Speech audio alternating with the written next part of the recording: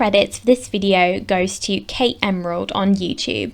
That's the person that I first learnt this technique off. She has so many different tutorials and variants of this technique you can do. Her YouTube channel is way better than mine. I highly encourage you to go and check out her channel. So that's Kate Emerald.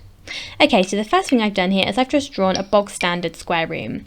I'm then going to go and grab my half gabled roofs. And I haven't changed the size or anything, I've just plonked them on the top of our room there. So I'm going to bring in the top edging there by holding down my shift key and dragging backwards. I'm then going to copy that roof and place it directly opposite, just like that. So this space in the middle of the roofs there, we're going to draw a room. And this is what's going to make our attic or loft accessible to our Sims. So on top of that little room we've just done, we are going to go back to our roofs and put the full gabled roof on top. So not that one, excuse me, this one. And we're going to align it up so all of the angles match and it looks completely smooth. But we actually have 4 different components to make this up to start with.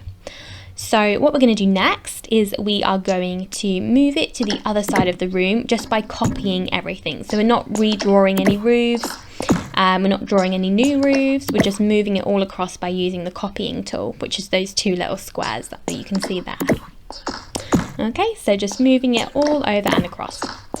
So it will look something like this. So we're going to grab the roof on top and we're going to drag it over like that.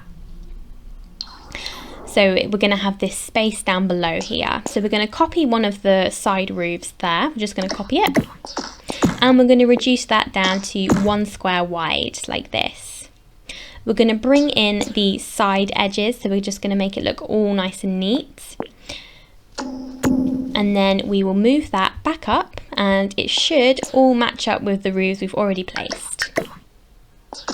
Just like that. Okay, and then we are going to drag it across, and again all of the angles should all match up. If they're not, then you've probably gone a little bit wrong somewhere. But it will leave this rectangular space in the middle. So that roof we've just placed, we're going to copy it, and then we're going to go grab our glass roof option and we're going to place that on there, and this is going to be our window that's going to cover up that rectangular section.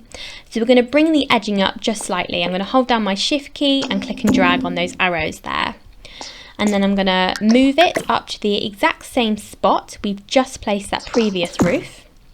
As you can see, now there's a bit of texture conflict here, but what we're going to do is we're going to drag the edging up of that glass roof and then change the angle of that glass roof down a little bit, and then that will get rid of that texture conflict you can see there.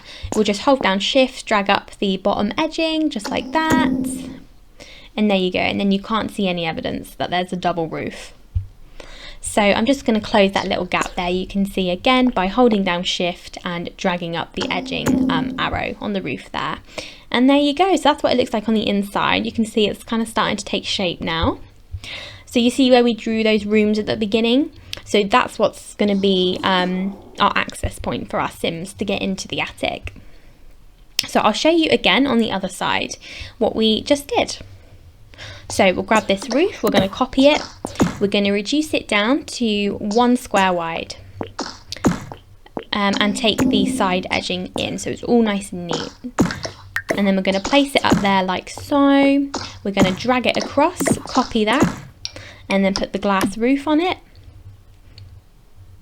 And then we are going to move it at the top there, get the edging arrow and shift, click and drag it up so it closes off that rectangular section that's open there, just like that. And then obviously we've got some texture conflict, so we're just going to reduce that down and then bring up the bottom edging. Just like that, and there we go. Oh yeah, there's a little gap there. And here I was just kind of playing around a little bit, but you don't have to do that. So yeah, so just drag the edging up so it closes off any gaps. And that's pretty much how you do it. So we'll go in here. So that's what the roof will look like when you're playing the game. Or the attic, sorry. That's what the attic will look like when you're playing the game. So what we need to do is we need to put some doors in those little rooms that we drew. So you can obviously put in any old door you like. I like to use archways. I think it kind of opens the whole thing up a little bit, but I'm just showing you obviously an example of anything you want to do. So yes, so you can use archways. And then here I realised that I did in fact have the number 1 height of walls, not the number 2 height, as you can see. So yes, I'll go back to my short wall heights there. Okay, yes, so there we go. So I'm just adding in some archways on those little rooms. And then in one of those rooms is where your stair access will need to be.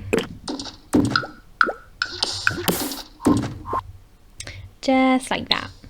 So then yes, I'm pressing page down, so I'm going to the floor below, and then I'm just putting my stairs there. So your Sims will come up those stairs and they'll walk through those doors, and then they will go into your attic space.